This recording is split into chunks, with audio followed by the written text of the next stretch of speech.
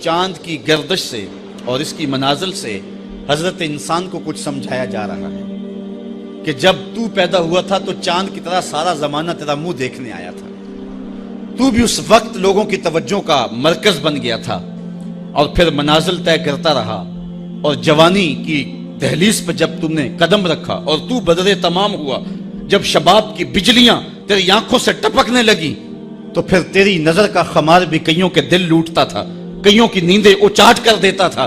جس طرح چاند جب جوبن پہ ہو تو چکور کا دل لرزتا ہے، اور سمندر میں جوار بھاٹا پیدا ہو جاتا ہے، لہریں اٹھتی ہیں، طوفان پیدا ہوتے ہیں، تو جب بندہ بھی جوانی کی دہلیز پہ ہوتا ہے تو وہ بھی طوفان اٹھاتا ہے، دلوں میں جوار بھاٹے پیدا ہوتے ہیں۔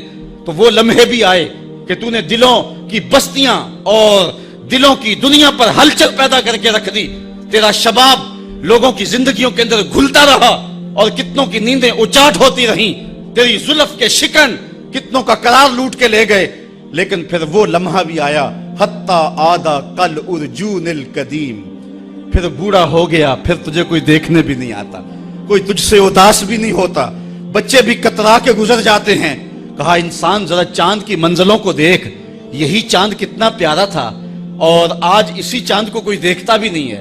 بچہ جب پیدا ہوتا ہے تو اس کی مسکراہٹ دل کھینچتی ہے، اور جب بوڑھا مسکراتا ہے تو اس وقت جو ہے لوگوں کی توجہ نہیں ہوتی۔ بچے کی زبان جو ہے وہ اڑ اڑ کے جب بولتا ہے تو اس کی توتلی زبان کا حسن دلوں میں نکھار پیدا کرتا ہے۔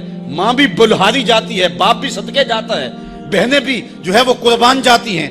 تو بچے کا ٹوٹا لہجہ اور توتلی زبان خوشیوں کی ایک لہر ہوتی ہے، لیکن جب بڑھاپے میں فالج کی وجہ سے زبان میں لکنت آ جائے، اب توتلا پن پیدا ہو جائے، اب زبان اٹکنے لگے، تو بچے بھی مذاق اڑاتے ہیں۔ ایک لمحہ وہ تھا کہ زبان توتلی تھی تو حسن تھا، آج لمحہ وہ گیا کہ حتی آدھا کل ارجون القدیم، کھجور کی ٹہنی سے جب پھل توڑ لیا جائے، اب اس ٹہنی کو کون پوچھتا ہے؟ جب تک پھل آیا نہیں تھا وہ ٹہنی اچھی لگتی تھی، مالی سنبھال کے رکھتا تھا، جڑوں کو بھی پانی دیتا تھا، اور خیال کرتا تھا کہ کوئی ایسا نقصان نہ ہو کہ یہ پودا جو ہے وہ مرجھا جائے۔ پھر جوبن پہ آیا، اور جب کھجوریں لگیں تو اس نے پھر رسیاں بھی باندھی اور کھجوروں کو سنبھالنے کے لیے سب کچھ کیا۔ پھر جس دن اس نے اس ڈال سے پھل کاٹ لیا، اب وہ کھجور اجڑ گئی، اب اس کی وہ ٹہنی بے توقیر ہو گئی۔ انسان کی زندگی کا جب شباب لٹ جاتا ہے اور بڑھاپے میں جب وہ کسی قابل نہیں رہ جاتا، تو پھر اس کی بھی یہ مثال ہے، حتی آدھا کل ارجون القدیم، جیسے کھجور کی پرانی ڈال ہو۔ اپنی نظر اور شرمگاہ کی حفاظت کریں۔ اس دور کا سب سے بڑا فتنہ یہ ہے کہ نگاہیں پاک نہیں رہی، نگاہیں غلیظ اور گندی ہو گئی، شرمگاہوں میں وہ تقدس نہیں رہا ہے۔ حضور علیہ السلام نے ارشاد فرمایا، من زنا زنیا بہی ولو بہی تانے دارے ہی، جس شخص نے زنا کیا یہ عمل اس کے گھر بھی لوٹے گا، اگرچہ اونچی اونچی دیواریں کیوں نہیں کر دیتا۔ یہ مکافات عمل ہے۔ گندم از گندم بروئے جو ز جو، از مکافات عمل غافل مشو۔ گندم بو گے تو گندم کاٹو گے، جو بو گے تو جو کاٹو گے۔ نظر کو تقدس دو، نظر کو پاکیزگی دو۔ حضرت لقمان حکیم کہتے ہیں کہ میں کئی نبیوں سے ملا ہوں، کئی نبیوں سے ملاقات کی ہے، اور میں ان سے 2-2 4-4 باتیں جمع کی ہیں، اور ان ساری باتوں کو میں نے جمع کر کے 100 باتیں جمع کی ہیں، اور ان کا پھر میں نے خلاصہ تیار کیا ہے۔ ان میں 8 باتیں الگ کی ہیں۔ ان 8 باتوں میں ایک بات یہ ہے، جب کسی کے گھر جاؤ تو نظر کو حفاظت میں رکھو۔ جس شخص کے مہمان بنو، جس کے گھر جاؤ، تمہاری نظر نہ بھٹکنے پائے۔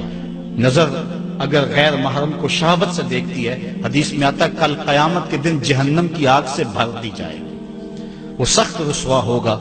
آج میڈیا کی آوارگی اور انٹرنیٹ پہ جو کچھ ہو رہا ہے، ٹیلی ویژن اور سینما جو بدتمیزی پھیلا رہے ہیں، اور موبائل پیکج جس طرح بے حیائی کو فروغ ہو رہا ہے، ہم اس کے خلاف پوری قوت کے ساتھ بند باندھیں۔ اپنی اولادوں کے ہاتھوں سے ناول چھین لو، ان کے ہاتھوں سے جو ہے وہ فلمیں چھین لو، ان کی خلوتوں پہ نظر رکھو اور ان کی حفاظت کرو۔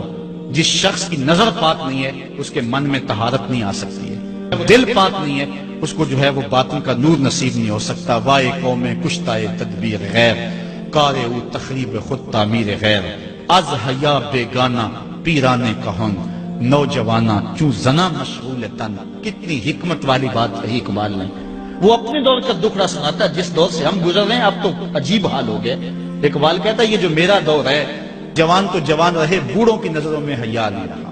آز حیا بیگانہ پیرانے کہوں. بوڑھے لوگوں کی آنکھوں میں بھی اقبال کہتا ہے حیا نہیں رہا. نوجوانا چوں زنا مشغول تن. اور نوجوان عورتوں کی طرح اپنے تن کے ساتھ لگے ہوئے ہیں، اپنے تن کو سنوارنے میں ہر وقت کنگھی پٹی میں لگے ہوئے ہیں. یہ مردوں کا کام نہیں ہوتا، یہ دلیروں اور بہادروں کا کام نہیں ہوتا، یہ عورتوں کے وظیفے ہیں. در دل شاں آرزوہا بے ثبات مردہ زائن از بطون امہات. ان کے دلوں میں آرزویں کوئی اور ہی ہیں اور ماؤں کے پیٹوں سے مردہ جنم لے رہے ہیں. دخترانے ہو بزلف خود اسیر شوخ چشموں خود نماؤ خود دگیر. اور قوم کی بیٹیاں اپنی زلف کی خود قیدی ہو چکی ہیں اور ہر وقت جو ہے وہ اپنے آپ کو آئینے میں دیکھتی رہتی ہیں. ساختہ پرداختہ دل باختہ ابروان مثل دو تیغے آختہ. وہ جو گھر کی رونق تھی، جو آبرو اور حیا کا دوسرا نام تھا، آج وہ دل پھینک قسم کی ہو گئی ہے. آہ قوم میں دل سے حق پرداختہ مرد و مرگ خیش را نہ شناختہ. اقبال کہتا ہائے قوم کہ جو مر گئی اور اسے ابھی تک پتہ ہی نہیں چلا کہ میں مر چکی ہوں اور جینے کا سامان نہیں کرتی. حضور نے فرمایا ہر دین کی کوئی پہچان ہوتی ہے، میرے دین کی پہچان حیا ہے. اگر حیا نہیں ہے تو دین ہی نہیں ہے.